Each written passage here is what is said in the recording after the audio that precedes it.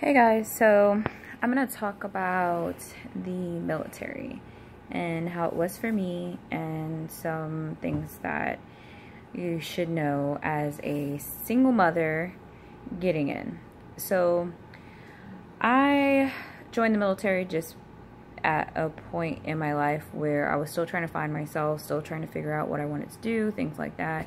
And I guess that offer kind of came about and I took it.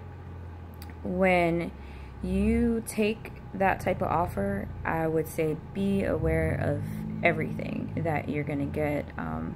And it's hard because when you go through the processing, they kind of push everything really fast. So trying to read all the documents is like next to impossible, especially, you know, when they're feeding you tons of booklets of things to sign. But here's some quick things that I would suggest. I would suggest do short time in the military.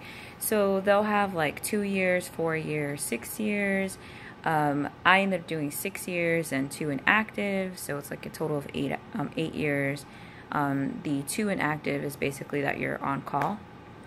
I wish I would have did maybe 2 years or even 4 years active duty completely, or just active duty in general, and then had the rest of the years inactive. There's a reason for that. So when you go into the reserve or into the military in general, as a single mom, you do have to sign a waiver over if you have kids, for someone to watch them while you're in training and schooling and all that stuff, because someone does need to watch your kids.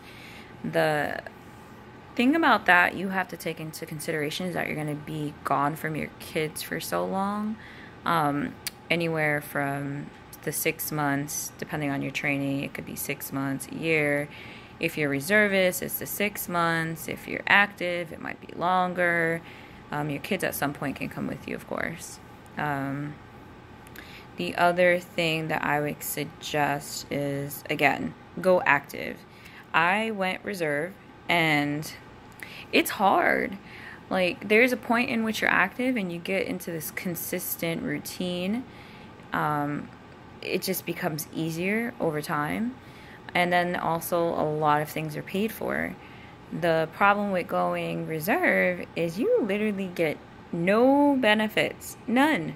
Like, maybe you get 10% discount here at a store, but you don't really get any benefits. So you have to pay for your healthcare insurance, like anywhere from $50 to $100. Adding on family costs more.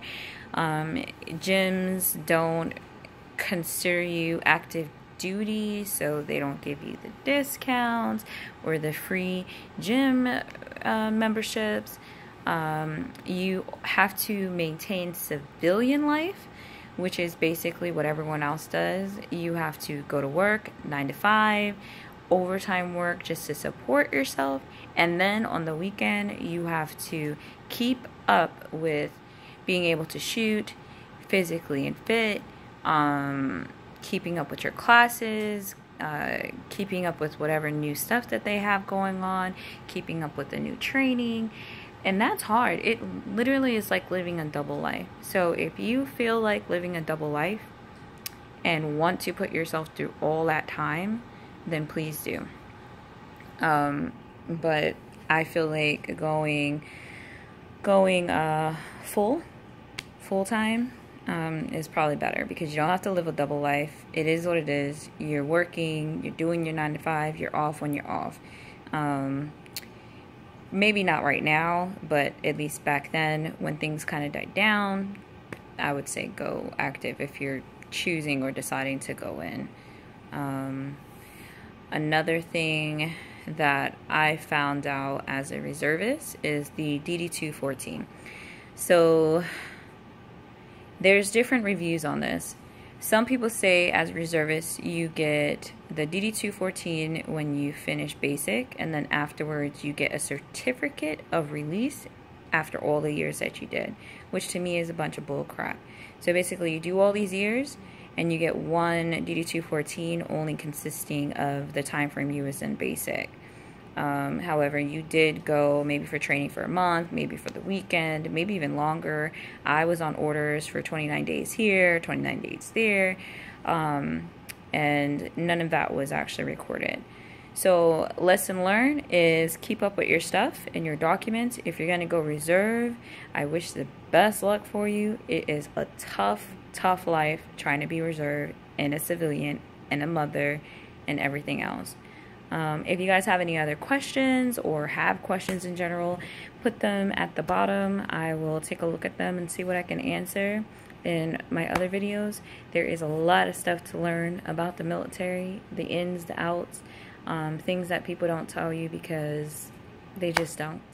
Alright, so I will talk to you guys another time. Bye.